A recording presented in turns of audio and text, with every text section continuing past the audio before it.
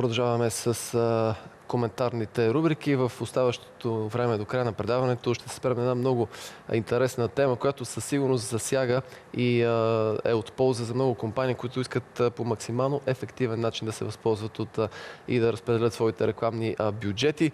Сега при мен в студиото е Георги Георгиев, маркетинг експерт. Здравейте! Здравейте. Ще си говорим с вас за едно, първо ще кажем за едно предстоящо събитие, един семинар, който ще се проведе на 9 април. Става въпрос под наслов интернет маркетинг с нулев бюджет.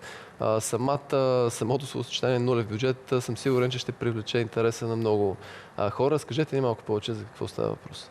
Ами да, привлича, самото заглавие на семинара привлича за 8-ми път доста голямо внимание, голяма аудитория. Нулев бюджет е просто израз на един начин за популяризиране в интернет, който изисква предимно време, знания и не толкова бюджет. По-скоро минимален бюджет. Понякога наистина е нула бюджета, има варианти нула да е. Идеята е, че с знания и с безплатните възможности, които предлага интернет за комуникация от страна на бранда или от ваша страна, може да се рекламирате напълно безплатно. Много фирми в България, макар че интернет маркетинг и интернет рекламата вече е огромна индустрия в глобален мащаб, у нас като че ли много фирми се притесняват от това доколко могат да следят, например, ефективността, когато рекламират в интернет, доколко могат да разчитат на това, че тя е действително ефективна и, както и вие казахте, все пак става въпрос и за някакво минимално познание.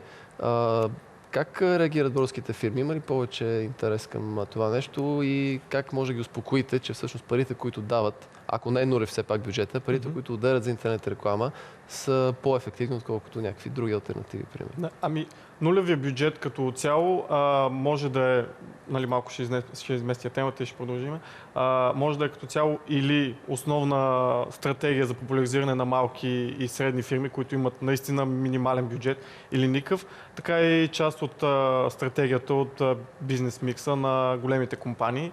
То е едно, да кажем, задължително звено с своите компоненти. Измеримостта, която споменахте, може да се случи, дори на събитието ще говорим за 20 инструмента безплатни, част от които изследват именно тази ефективност, за да се знае дали времето, което се губи, най-малко времето е нещо доста ценно, само по себе си, дори да няма бюджет. Времето, което прекарваме в популяризация или инвестираме в популяризация, докъде стига, доколко души достига и така. Има сериозен интерес и практиката показва, или все повече и повече фирми практикуват или го Понеже казах, че провеждате това мероприятие за 8-ми път, имате достатъчно дълга база вече за сравнение през годините. Какви фирми се интересуват повече от тези практики? Повече малки компании, много стартиращи предприемачи, стартъп бизнеси или има и големи концерни, които също вече залагат по-сериозни суми на подобен тип начинания? Има основните посетители на събитието по наблюдение са малки фирми, предимно малки фирми, които наистина не могат да отделят бюджет и за тях присъствието на събитието е инвестиция, която те си възвършат многократно чрез ноу-хау. Като процент не знам, но евентуално 70%. Цифри, но приблизително. 70%, но имаме и до 10, 12, 15 фирми от 280-250 души на всяко от събитията, които са от големи компании. Това ни показва, нали, че интересът е всеобщо, но наистина най-ефективно е за малките фирми, които нямат възможност да рекламират с огромни бюджети и да заливат интернет с реклама и така нататък. И трябва да измислят креативни начини и трябва да имат познанието, за да се промушат и да се възползват. Като говорим за креативност, сега хипотетично даден предприемач за първ път се сблъсква с този проблем, решава, че трябва да отдели известна сума или поне време да маркетира своя бизнес в интернет. Откъде трябва да започне? Защото интернет реклама е малко общо. Сега вече има доста конкретни направления. Оптимизация в търсачките, Facebook кампании ли ще бъдат, създаване на подходящия сайт. Откъде трябва да се тръгне, за да можеш да изградиш една смислена кампания в интернет? Лично аз като наблюдател на 8 такива издания и се занимавам самото събитие се популяризира до голяма степен, или примерно до последните 2 максимум инвестираме някакъв вид реклама. Има основи, които трябва да се спазват, но не трябва да се насочва към конкретен канал.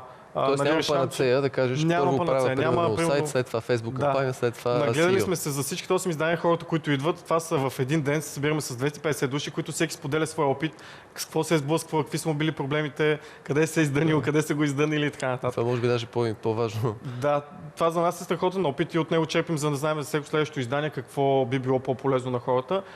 Трябва да се съчетават.